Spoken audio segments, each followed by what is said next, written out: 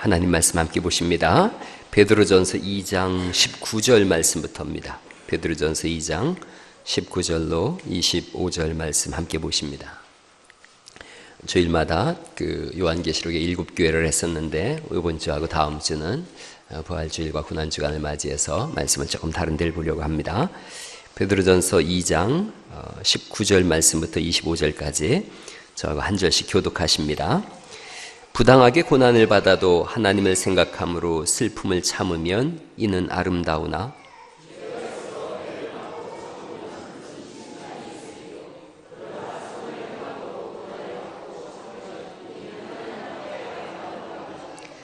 이를 위하여 너희가 부르심을 받았으니 그리스도도 너희를 위하여 고난을 받으사 너희에게 본을 끼쳐 그 좌취를 따라오게 하려 하셨느니라.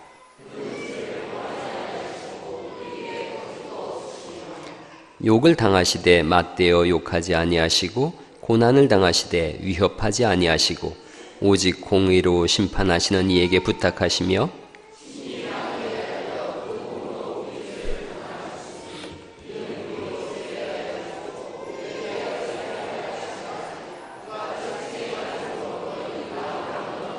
다 같이 읽어요. 너희가 전에는 양과 같이 길을 잃었더니 이제는 너희 영혼의 목자와 감독 되신 이에게 돌아왔느니라. 아멘, 아멘. 빅토르 위고라고 하는 사람이 있어요. 이 사람이 이런 얘기를 했어요. 오늘의 문제는 사는 것이요, 내일의 문제는 이기는 것이요, 모든 날의 문제는 죽는 것이다. 아니, 처음 이렇게 되는군요. 오늘의 문제는 싸우는 것이요, 내일의 문제는 이기는 것이요, 모든 날의 문제는 죽는 것이다. 그랬어요. 어떻게 살아야 되며 어떻게 죽어야 되느냐라는 부분인 거예요. 오늘 우리가 읽은 이 말씀을 보면 어떻게 살아야 되며 또한 우리의 삶이 마지막에 어떻게 귀결돼야 되나 이런 부분을 잘 말씀해 주고 있습니다. 한번 베드로전서 2장 12절 말씀을 한번 다시 보시겠습니까? 베드로전서 2장 12절 말씀입니다. 같이 한번 읽어보실까요? 시작. 너희 중에 이방인 중에서 행실을 선하게 가져 너희를 악행한다고 비방하는 자들로 하여금 너희 선한 일을 보고 오시는 날에 하나님께 영광을 돌리게 하려 하심이라. 이렇게 말씀하세요. 이방인 중에서 행실을 선하게 가져. 한번 이걸 쉬운 번역으로 한번 제가 찾아봤어요. 쉬운 성경을 보니까 여러분 주위에는 믿지 않는 자들이 많이 있습니다. 그들은 여러분이 잘못 살고 있다고 말할지도 모릅니다. 그러므로 그 다음 같이 한번 읽어보죠. 시작. 착하게 사십시오. 그들이 여러분의 선한 행동을 보고 그리스도께서 다시 오시는 날에 하나님께 영광을 올려드릴 것입니다. 라고 말씀하세요. 선한 일을 하십시오. 착하게 사십시오. 라고 하는 거예요. 그래서 이런 말을 들어야 된다는 거죠. 예수님 믿는 사람이라 다르군. 그 말을 들을 수 있기를 간절히 바랍니다. 작은 일에 연연해서 상처 주는 것이 아니라 크고 넓게 바라보는 거예요. 그러면서 어떻게 내가 주의 날을 기다리며 사람을 섬길 것인가 하는 거지요. 15절에는 이런 말씀입니다. 15절 말씀 또 한번 읽어보실까요? 2장 15절 말씀 시작. 곧 선행으로 어리석은 사람들의 무식한 말을 막으시는 것이라 써 있습니다. 쉬운 번역으로 이렇게 되어 있습니다. 여러분이 선하게 행동할 때 어리석은 사람들은 여러분에 관해 더 이상 험담을 하지 못할 것입니다. 그렇게 하는 게 하나님의 뜻이다. 이렇게 말씀하고 있어요. 그리고 이제 2장 17절 말씀입니다. 2장 17절 말씀 같이 한번 읽어보실까요? 시작. 무사람을 공경하며 형제를 사랑하며 하나님을 두려워하며 왕을 존대하라. 이렇게 말씀하세요. 착하게 사십시오. 선하게 사십시오. 섬기며 사십시오 하는 거예요. 문제는 그 다음이에요. 나는 정말 착하게 살았는데, 나는 선하게 살았는데, 나는 잘 도우며 살았는데, 그런데 내게 부당하게 상대방이 대할 때 어떻게 할 것이냐 하는 거죠. 나를 부당하게 대할 때, 나는 정말 착한 마음으로 선한 마음으로 섬기며 살았는데 나를 부당하게 대할 때 어떻게 할 것인가. 세상적인 방법은 그런 인간은 밟아야 돼. 그래야 못 기어오르지. 세상의 방식이요. 양육강식의 논리가 그런 거죠.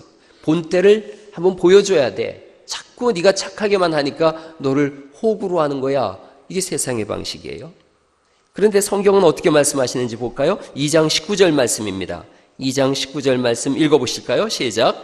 부당하게 고난을 받아도 하나님을 생각함으로 슬픔을 참으면 이는 아름다우나 이렇게 말씀하세요.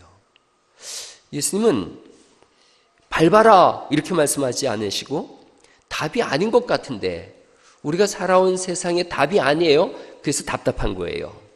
여러분 거기 20절 말씀을 보시면 되게 합리적이에요. 죄가 있어 매를 맞고 참으면 무슨 칭찬이 있으리요. 당연한 거죠. 죄가 있어서 매를 맞고 그럼 참을 수밖에 없지요. 그러나 선을 행함으로 고난을 받고 참으면 이는 하나님 앞에 아름다우니라 이렇게 써 있습니다. 다시 한번 이걸 쉬운 성경으로다가 다시 볼게요. 제가 천천히 읽어볼게요. 아무런 잘못이 없는데도 억울하게 벌을 받을 수 있습니다. 그때 하나님을 생각하고 말없이 참는다면 하나님은 그런 그를 기뻐하실 것입니다. 만약 잘못한 일로 벌을 받는다면 그것을 참는다고 칭찬받을 이유가 없는 것입니다. 여러분이 선한 일을 하고 고난을 받을 때 인내할 수 있다면 그것은 하나님 보시기에 참으로 아름다운 일이 됩니다. 이것을 위해 여러분은 부르심을 받았습니다. 이렇게 말씀하세요. 그리스도께서 여러분을 위해 고난을 받으심으로 우리가 따라야 할 모범을 보여주셨습니다. 그러므로 그리스도의 발자취를 따르십시오 라고 베드로전서에서 말씀하고 있습니다. 이 당시의 배경은 예수님 믿는 것 때문에 핍박을 당하고 죽임까지 이른 거예요. 그 당시의 도덕성이라고 하는 것은 소돔과 고모라 성을 방불케 하는 완전히 타락한 그런 세대 속에서 예수님을 믿는 사람들이 일부 일처제를 주장하고 있고 노예들을 형제요 자매라고 받아들이고 있고 여자를 사람 취급으로 해주던 그런 시대인데 의롭게 살았는데 착하고 선하게 살았는데 세상이 그런 그들을 잡아다가 죽이는 일을 하는 거예요. 고난을 끼치는 거예요. 그러자 주님이 말씀하시는 거예요. 참고 인내해라. 그러기 위해서 너희가 부르심을 받았다라고 말씀하세요. 오늘날도 똑같은 말씀인 거예요. 우리가 예수님을 믿는 삶을 살 때에 고난이 오고 어려움이 와요. 세상이 우리를 애들 말도 호구 취급을 해요. 그렇게 할 때에 주님 말씀하는 거예요. 너희가 그런 고난을 참고 견뎌라. 그러기 위해서 너희가 부름을 받았다라고 말씀하세요. 그리고 예수님께서 그 본을 보이셨다라고 말씀하시는 것이죠. 본을 보이셨다. 우리 구원의 근거는 예수님의 십자가 사건인 줄 믿습니다. 주님께서 본을 보이신 사건이 22절에 이렇게 되어 있습니다. 22절 말씀 한번 같이 읽어보시죠. 시작. 그는 죄를 범하지 아니하시고 그 입에 거짓도 없으시며 그랬는데 23절을 제가 볼게요. 욕을 당하셨어요. 고난을 당하셨어요. 자, 욕을 당하고 고난을 당하셨는데 욕을 당하시되 맞대어 욕하지 아니하시고 고난을 당하시되 위협하지 아니하시고 여러분 위협하지 않았다는 이 말씀은 주님은 위협이 가능한 분이란 뜻이에요. 하나님이시지 않습니까? 주님이 위협한다 그러면 이 세상에 산천초목이 두려워 떨 거예요. 그런데 위협하지 않으셨다라고 말씀하시고 오직 공의로 심판하시는 이에게 부탁하셨어요. 그리고 우리를 위하여 나무에 친히 달려 그 몸으로 우리 죄를 담당하셨어요. 그랬더니 주님이 참고 인내하셨더니 고난을 당하실 때 침묵하셨더니 견뎌내셨더니 그 다음에 일어난 사건이 이런 거예요. 이는 우리로 죄에 대하여 죽고 의에 대하여 어떻게 하는 거죠? 살게 하려 하심이라. 그가 채찍에 맞음으로 너희가 나음을 얻었다 말씀하세요. 주님이 참자 우리가 살고 우리가 나음을 얻었다라고 말씀하시고 25절 또 읽어보실까요? 시작. 너희가 전에는 양과 같이 길을 잃었더니 이제는 너희 영혼의 목자와 감독 되신 이에게 돌아왔느니라. 이렇게 말씀하세요. 예수님의 십자가 사건이 있음으로 인하여 우리가 하나님께로 돌아오는 길이 열렸다는 거죠. 세상과 똑같아요. 오늘날 우리가 그리스도인으로 살면 조금 전에 우리가 베드로전서 2장을 읽은 것처럼 세상이 우리의 착한 행실을 보고 하늘에 계신 우리 아버지께 영광을 돌리고 돌아오는 길이 열림을 믿으시기 바랍니다. 세상이 교회를 향하여 손가락질하는 한 교회 문은 자꾸 닫혀지게 돼 있어요. 교회가 세상을 향해서 손을 펴고 주님이 행하신 것을 따라할 때 교회의 문은 열리고 사람들은 그래 예수님 믿는 건 다른 거야 라고 주님의 앞에 나올 수 있는 길이 열린다는 거죠.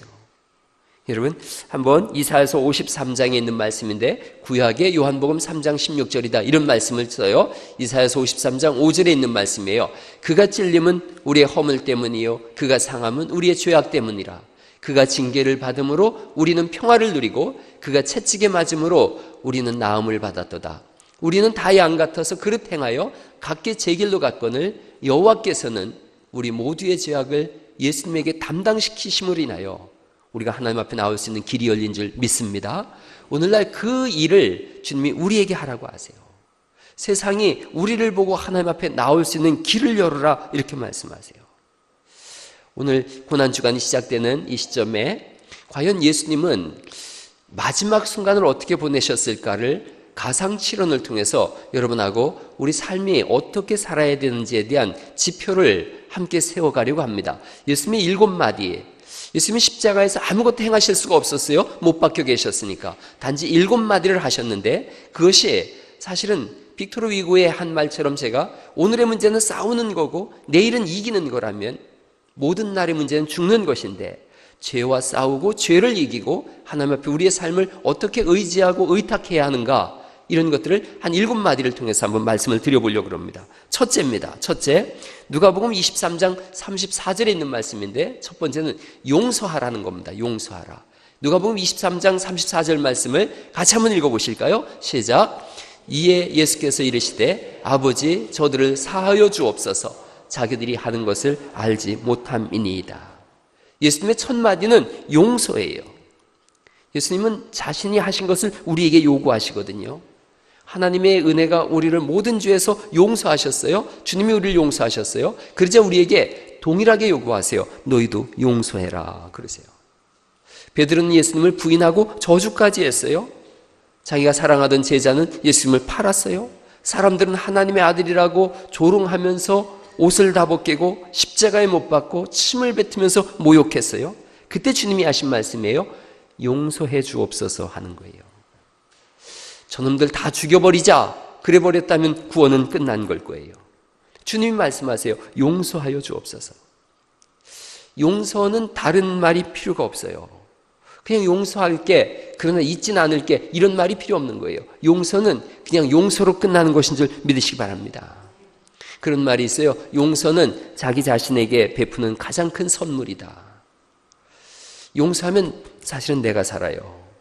용서하지 않으면 끝내는 용서받질 못할 인간으로 끝이 나요. 고난주간 이 한 주간을 묵상하시면서 이런 꼭 생각하세요. 첫 번째, 용서하리라. 교회는 어떤 곳인가? 무조건 용서하는 곳이에요. 조건 없이 용서하는 것, 그게 교회예요.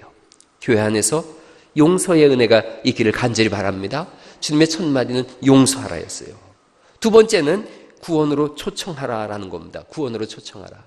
누가복음 23장 43절에 있는 말씀인데 또 읽어보시죠. 시작. 예수께서 이르시되 내가 진실로 네게 이르노니 오늘 네가 나와 함께 낙원에 있으리라 이렇게 말씀하세요.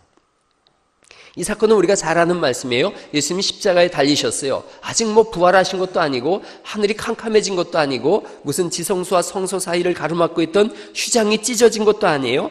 아무 일도 일어나지 않았어요. 그저 예수님도 고통당하고 계세요. 그러자 한쪽 강도가 그렇게 외치죠. 네가 그리스도냐? 네가 하나님의 아들이면 너도 구원하고 우리도 구원해봐라. 죽어가면서까지 예수님을 조롱해요. 세상이 그러한 거예요. 죽음 앞에서도 예수님을 거절합니다. 그 동일한 상황 속에서 다른 편에 있던 강도가 그렇게 고백하는 거예요. 저를 구원해 주옵소서. 당신은 하나님의 아들이십니다. 당신의 나라가 임할 때에 저를 기억해 주옵소서. 여러분, 구원은 하나님의 은혜로 이루어지는 것인 줄 믿습니다. 그 시간 속에서 주님은 주님의 일을 하시는 거예요. 예수님은 구원의 일을 하시는 거예요. 예수님께서 이렇게 말씀하시죠. 오늘 네가 나와 함께 낙원에 있으리라. 예수님이 이 세상에서 죽음을 맞이하시는 그 순간까지도 사람을 구원해내고 계시더라는 거죠. 예수님께서 죽으시면 어디 가셨을까? 오늘 보니까 낙원에 있으리라 이렇게 말씀하셨어요. 이 강도와 함께 낙원에 있어요. 예수님은 그 약속을 지키시는 거죠. 우리의 사명이 그거예요. 죽는 날까지 우리는 복음을 증거하는 사람들인 줄 믿습니다. 교회가 존속하는 한 또 예수님이 재림하시는 그날까지 교회는 끊임없이 복음을 전하는 거예요.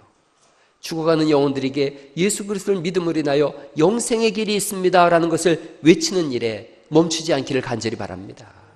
여러분, 영원한 세상이잖아요.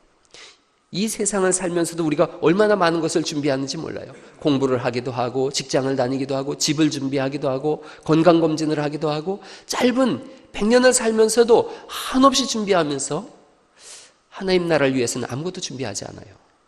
또 이 세상에 좋은 것이 있으면 이것이 좋다 저것이 좋다 끊임없이 좋은 것을 알려주면서도 영원한 하나님 나라에 대해서는 알려주지 않아요. 이 세상에서 아무리 좋은 걸 전해줘 봐야 영원한 세상이 지옥이라면 이 짧은 세상, 정말 아침 안개처럼 쓰러지는 이 세상이 어떤 의미가 있겠어요? 복음을 전해주는 사람이야말로 가장 진귀한 복음을 전해주는 사람인 줄 믿으시기 바랍니다. 이번 주에 전도 물티슈가 2,000개 도착할 거예요. 여러분이 몇 달 동안에 끊임없이 한번 복음을 전하세요. 10개가 됐든 100개가 됐든 1000개가 됐든 사무실 있는 분들은 사무실에 쌓아놓고 필요한 대로 가져가셔서 전도하세요. 우리에게 전도부가 매월 전도 행사를 하겠다 그랬어요. 전도부에 힘을 실어주세요. 모이자 그러면 다 모이세요. 그래서 예수님을 전하자 그러면 끊임없이 복음을 전하는 은혜가 있기를 간절히 바랍니다. 복음 전하는 전도는 은사가 있는 게 아니에요. 그냥 전하면 되는 거예요. 예수님 믿으세요라고 전할 때 그 속에서 성령의 역사하심 속에 구원의 역사가 일어나는 줄 믿으시기 바랍니다. 혼자 천국 가자, 이게 제일 안 좋은 거예요. 옆 사람한테 한번 인사하세요. 혼자 교회 오지 맙시다 한번 하세요. 그럼요. 제일 안 좋은 사람이 어때요? 혼자 교회 오는 사람이에요. 자꾸 옆 사람한테도 친구한테도 가족한테도 교회 가자 그러세요. 구원으로 초청하는 은혜가 있기를 간절히 바랍니다. 용서에 대한 말씀을 하셨고 전도에 대한 말씀을 하셨어요. 용서하라. 그리고 전도하라. 세 번째는 책임지는 삶을 살라고 말씀하세요. 책임지는 삶을 살라. 요한복음 19장 26절에 있는 말씀을 제가 읽어볼게요. 예수께서 자기의 어머니와 사랑하시는 제자가 곁에 서 있는 것을 보시고, 여기는 마리아와 사랑하시는 제자는 요한이에요. 요한과 마리아를 보시고 말씀하시는 거예요. 마리아에게 먼저 말씀하시죠. 여자여 보소서 아들이니이다 하시고, 또 그 제자에게 이르시되 보라 내 어머니라 하신데, 그때부터 그 제자가 자기 집에 모시니라 이렇게 말씀하세요. 예수님 십자가에 지금 달리시는 상황 속에 있어요. 거기에 자기 육친의 어머니인 마리아가 이걸 보고 있어요. 여러분, 마리아는 예수님이 그리스도인 것을 알고 있어요. 하나님의 성령으로 잉태됐다는 것을 누구보다 마리아가 잘 알고 있어요. 그럼에도 불구하고 지금 십자가에 달린 자기 아들 예수를 보고 있는 거예요. 얼마나 눈물이 나겠어요.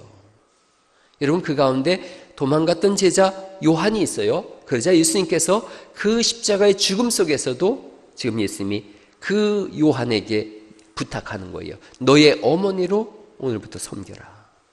그리고 마리아에게 알려주는 거예요. 당신의 아들로 오늘부터 받아들여서 저의 섬김을 받으시오. 이 고백인 거예요. 죽음 앞에서도 어머니를 부탁해요. 책임을 지우고 있는 거예요. 여러분, 예수님 이후에, 예수님 태어나신 이후에 요셉과 마리아는 결혼을 합니다. 그래서 아들들을 낳았어요. 그러나 예수님이 살아계실 때는 그 동생들이 예수님을 안 믿었어요. 같이 자랐으니까요. 뭐 그리스도라 그래, 하나님의 아들이라 그래, 못 믿었어요. 언제 믿었냐 하면 예수님이 죽으시고 부활하셨을 때 그 동생들이 다 믿었어요. 저분은 정말 하나님의 아들이시구나.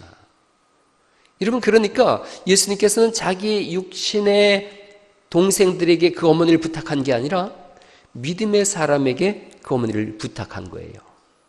책임을 누가 지는 것이냐? 예수 믿는 사람이 책임지는 사람인 줄 믿으시기 바랍니다. 가정에서도 누가 책임 있는 사람이냐? 믿음 있는 사람이 책임 있는 사람인 거예요. 아내와 남편이 있는데 아내가 믿음이 좋아요? 그럼 그 아내가 그 가정을 책임지는 사람이에요. 남편이 믿음이 좋다고요? 그러면 그 남편이 가정을 책임지는 사람이에요. 여러분 중에 혹시 자녀가 믿음이 제일 좋으세요? 그러면 그 자녀가 가정을 책임지는 거예요. 이 세상을 누가 책임질 거냐? 주님은 세상 사람들에게 세상을 책임지라고 하지 않으시고 예수 믿는 우리에게 세상을 책임지라고 말씀하시는 줄 믿으시기 바랍니다. 저들을 구원으로 인도하고 세상을 바꿀 수 있는 사람들이 누구냐? 예수 믿는 사람들인 거예요. 요한은 100살까지 살았다라고 해요. 나머지 제자들은 다 순교했는데 요한은 오랫동안 살았어요. 제 개인적인 주석으로는 아마 예수님께서 고마웠을 거다 생각해요. 마리아를 요한이 돌봤거든요. 그 제자들 다 순교해도 요한은 살려두신 거예요. 100세까지. 그래서 책임지는 사람에게 하나님은 복을 주신다라는 거예요. 여러분, 책임지면 장수할 수 있다. 저는 그렇게 생각해요. 책임지는 거예요. 신앙인이 어떤 사람인가? 책임지는 사람입니다. 한번 따라해 보세요. 신앙인은 책임지는 사람이다. 예. 우리 목회뱅크에서 해남 새롬교회를 갔다 왔어요. 새롬교회 교인이 50명인데 해남을 책임지겠다 그래요. 보니까 이분이 그런 일을 하시더라고요. 미용하시는 분이 있으면 그분한테 찾아가서 제가 한 달에 4분 정도를 매주 한 분씩 보내드릴 테니 미용 서비스를 좀 해주세요. 가난한 사람들 보내겠습니다. 그랬더니 다들 좋아하는 거예요. 식당 하는 곳이 있어요. 한 사람당 49,000원짜리 식당이 있대요. 아주 그저 해남에서 제일 유명하대요. 그런데 한 달에 10명을 보내드린대요. 평생에 그런 음식을 한번 먹어본 적이 없는 분들인데 10명을 보내면 거기서 49,000원짜리 똑같은 상을 차려서 그분들에게 한 달에 한 번씩 식사 대접을 한대요. 너무 좋아한대요. 누군가를 섬길 수 있으니까. 펜션하는 분들에게 정말 가난한 분들인데 1박 2일 이분들이 여기서 좀 쉴 수 있는 기회를 제공해 주세요. 너무 좋아한다는 거예요. 책임지는 거예요. 제가 요 옆에 청술 아파트 앞에 있는 미용실에 다녀요. 거기서 머리하면서 제가 그 얘기를 했어요. 그랬더니 이분이 뭐라 그러냐면 자기도 일주일에 한 번이나 한 달에 한 번 문을 닫고서 미용 그렇게 가서 서비스를 해주고 싶은데 잘 안 된다 그래요. 그래서 저랑 계약을 맺었어요. 한 주에 한 분씩 제가 보내드리기로 했어요. 정말로 가난하고 그래서 머리가 해야 되는데 그런 분들이 있으면 한 주에 한 분씩 제가 모시겠습니다. 너무 좋아하는 거예요. 그래서 제가 이걸 좀 확대해 나가려고 그래요. 여기는 냉장고도 하나 만들어 놨어요. 교회 앞에 냉장고를 만들어 놓고 그 음식을 빵집 하는 분은 빵 남으면 거기다 갖다 놓고 또 김치에 담그는 분은 김치 갖다 놓고 그러면 주변에 가난한 분들이 갖다 먹는 거예요. 안전을 위해서 밤에는 잠궈 놓고 아침부터 저녁까지 그 일을 하고 있어요. 책임지는 거죠. 책임지는 거. 예수님은 우리에게 그 일을 하라고 하세요. 교회도 마찬가지예요. 교회 누가 책임질까? 저는 진실로 하나님이 원하시는 교회를 세워가고 싶어요. 누구와? 여러분과 함께예요. 제가 이렇게 쭉 써봤어요. 어떤 교회를 이루어야지 되는가? 말씀으로 세워지는 교회예요. 구원의 역사가 일어나는 교회.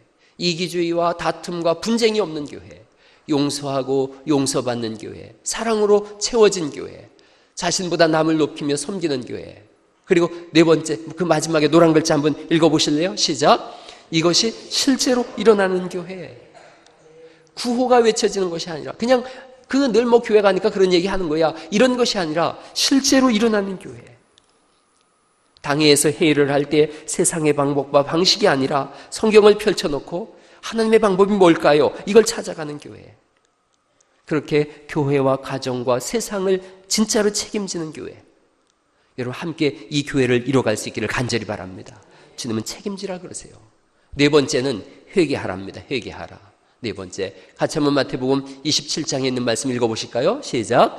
제 9시쯤에 예수께서 크게 소리질러 이르시되 엘리 엘리 라바 사박다니 하시니 이는 곧 나의 하나님 나의 하나님 어찌하여 나를 버리셨나이까 하는 뜻이라 그러세요.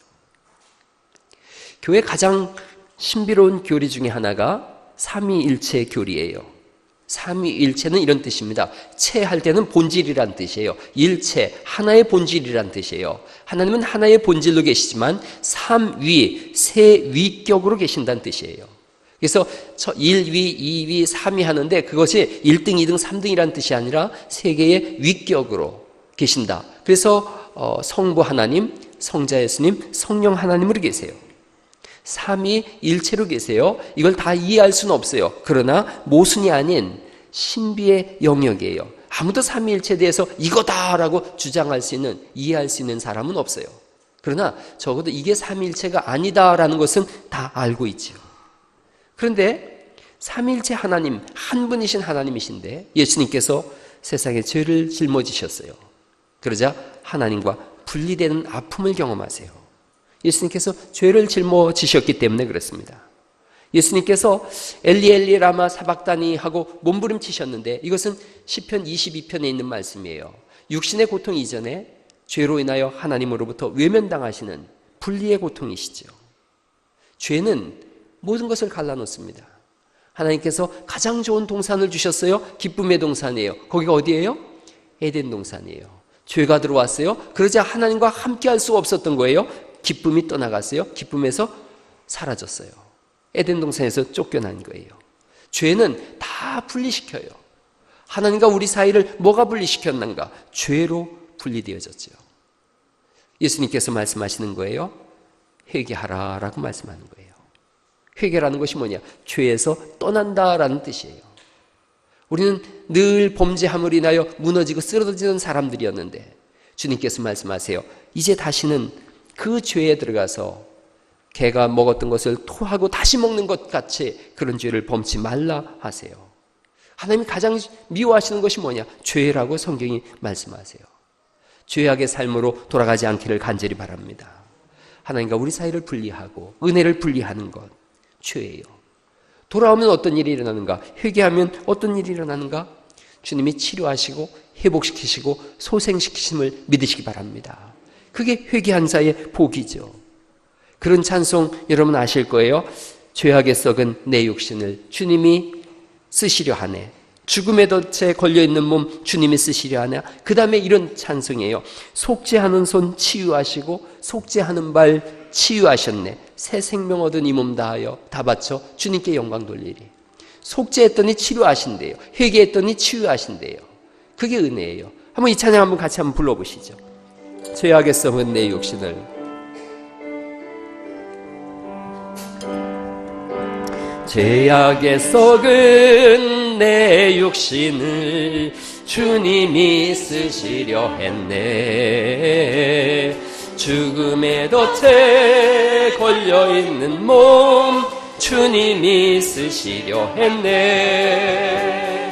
속죄하는 손 치유하시고 속죄하는 발 치유하셨네. 새 생명 얻은 이 몸 다 바쳐 주님께 영광 돌리. 목물로 칠한 내 육신을 주님이 이게 하셨네. 십자가 보혈 증거하라고 주님이 살리셨네. 기도할 때에 음성 주시고 찬송할 때에 기쁨 주시네. 내 작은 예배 내 작은 몸이 주님께 붙들리자. 평생 갚아도 빚진 자 되어 주님의 빚진 자 되어 주님 가신 길 택하였건만 눈물만 솟구치네. 생명 주시니 주님이시라. 능력 주시니 주님이시라. 말씀 전하여 복음 전하여 주님의 빛을 갚으리. 할렐루야. 속죄하는 손 치유하시고 속죄하는 발 치유하셨다라고 찬송해요. 저는 이게 옳다고 생각해요. 회개하고 주님 앞에 나오면 주님이 치유하시는 줄 믿으시기 바랍니다. 회개는 새로운 삶으로 우리 인도해요. 다섯 번째는 도움을 구하라라는 겁니다. 도움을 구하라. 요한복음 19장 28절에 있는 말씀인데 읽어보실까요? 시작. 그 후에 예수께서 모든 일이 이미 이루어진 줄 아시고 성경을 응하게 하려 하사 이르시되 내가 목마르다 하시니. 하나님이신 예수님께서 목마름을 외치시면서 마실 것을 요구하세요. 필요를 주님도 요구하세요. 예수님은 신성과 인성이 연합되신 분이세요. 하나님이신 동시에 사람이세요. 무리를 걸으셨지만 때로는 피곤해 하셨어요. 그러자 사람들에게 필요를 요청하셨어요. 교회도 마찬가지예요. 성도님들도 마찬가지예요. 필요가 있고 도움이 필요해요. 그럴 때 요청하세요. 교회가 어떤 곳인가? 도움과 필요를 요청하는 곳이고 도움과 필요에 대해서 채워주는 곳이에요.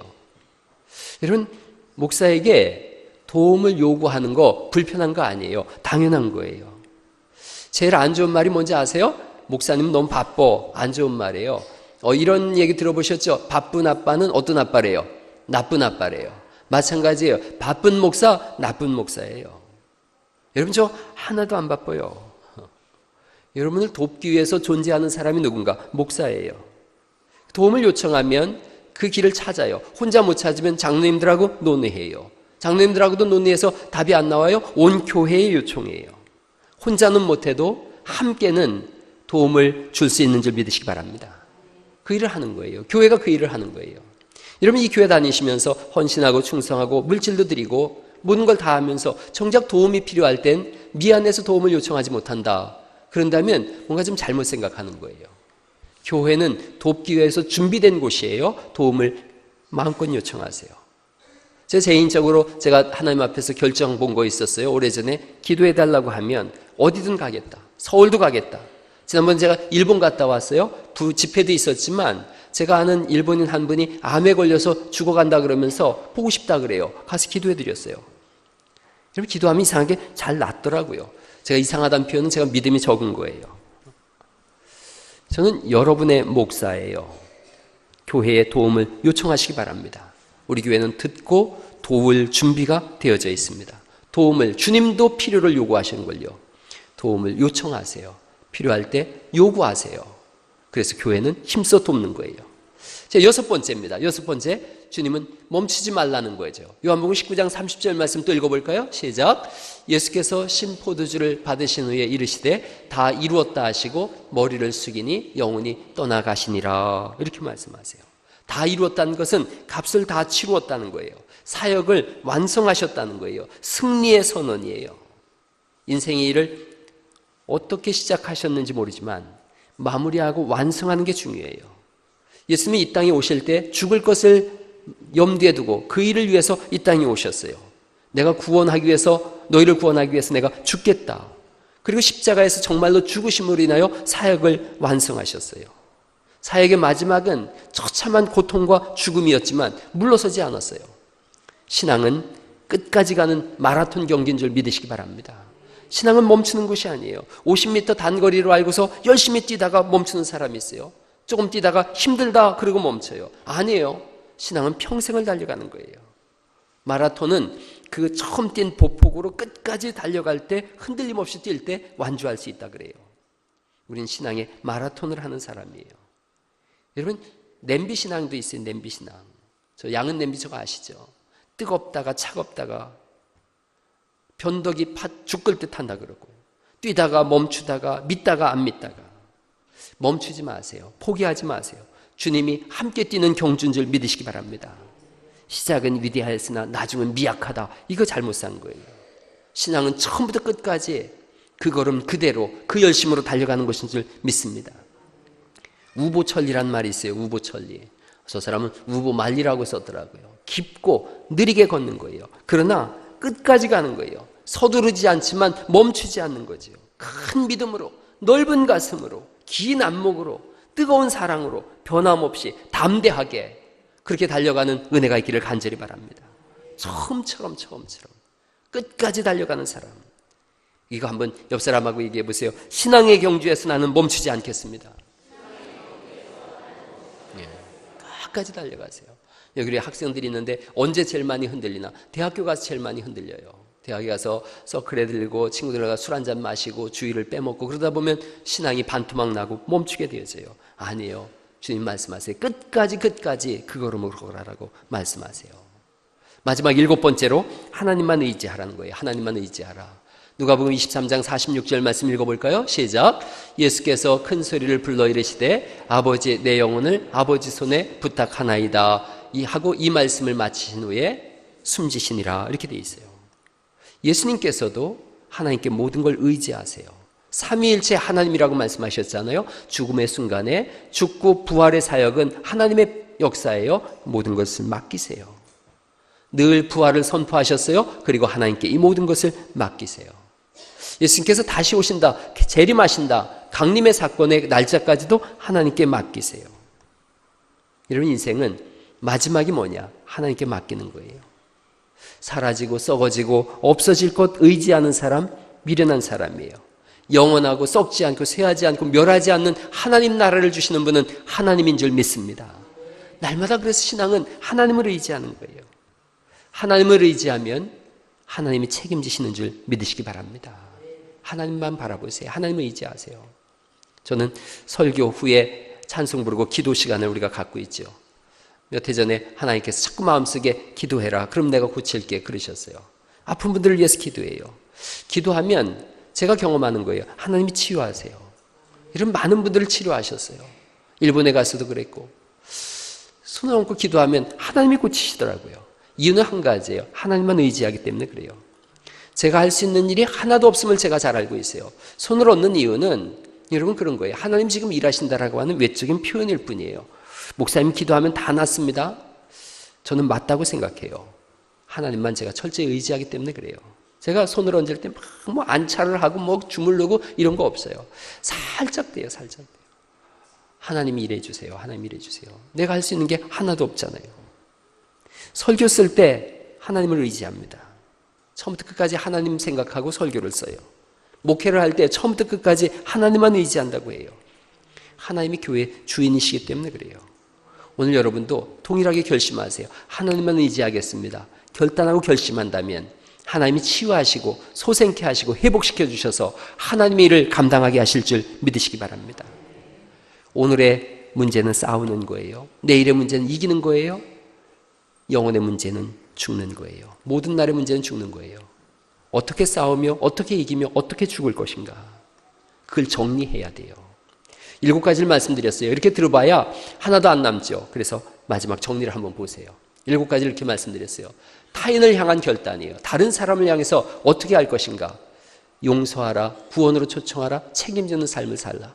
제가 이제 타인을 향한 결단 그러면 3가지를 읽어주세요. 타인을 향한 결단, 용서하라, 구원으로 초청하라, 책임지는 삶을 살라. 2번째예요. 자신을 향한 결단이 있어요. 나를 향한 결단이에요. 3가지 읽어볼까요? 시작. 회개하라, 도움의 손길을 내밀라, 멈추지 말라. 하나님을 향한 결단이에요. 뭐죠? 오직 하나님만 의지하라. 오늘 이 7가지를 놓고 기도할 거예요. 여러분하고. 이따가 찬송 끝나고서 이 7가지를 스크린에 띄워놓으세요. 여러분이 설교를 100날 듣고 예배를 드려봐야 뭐예요? 결단과 결심이 없다면 아무것도 없어요. 오늘 결심하고 결단하고 그렇게 바꿔나가세요. 예수님은 살아서도 본이 되셨지만 십자가에 죽으시면서까지 본이 되셔서 우리로 하여금 발자취가 되게 하셨어요. 예수님을 따라 삶으로 인해서 믿음의 명가를 이루는 그런 가문을 주님은 보고 싶어 하시는 줄 믿으시기 바랍니다. 오늘 결심하시고 그 결단하시고 기도하셔서 하나님 쓰시는 이 시대의 가문들, 이 시대의 교회가 될 수 있기를 예수님의 이름으로 축원합니다.